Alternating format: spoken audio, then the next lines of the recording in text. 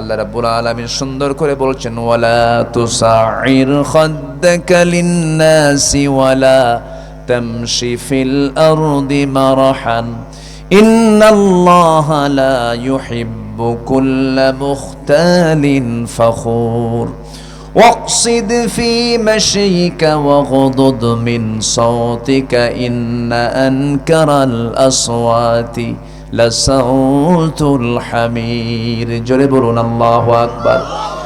চলাফেরায় মধ্যম পন্থা অবলম্বন করবে। রাস্তায় যখন হাঁটে, কিছু কিছু লোক আছে বুক উঁচু করে হাঁটে, রাস্তায় হাঁটার ভাব দেখে মনে হয় ওই একখান মাল আছে না, বুঝায় যে আমি একখান মাল। এরকম অহংকার করে দেখানো যাবে না, চলাফেরা করা যাবে না। আমার নবীজি যখন রাস্তায় দিয়ে হাঁটতেন তখন তার চোখের নজরটা সামনে থাকতো না, সবসময় তিনি নিচের দিকে দুই পায়ের বৃদ্ধাঙ্গুলের দিকে নজর দিয়ে দিয়ে হাঁটতেন। মাথাটি একটু নিচু করে দুই পায়ের বৃদ্ধাঙ্গুলের দিকে নজর দিয়ে দিয়ে হাঁটতেন। বিনয়ী হয়ে হাঁটতেন, আস্তে আস্তে করে হাঁটতেন, কদমটা আস্তে আস্তে করে ফেলতেন। আবার কিছু কিছু দেখবেন নেতা আছে, হাঁটার ভাবসাব দেখে মনে হয় আমি একখান মাল, আছে না নাই বলেন? এগুলো করা যাবে না। রাসূল এগুলো শিখিয়ে দিয়েছেন।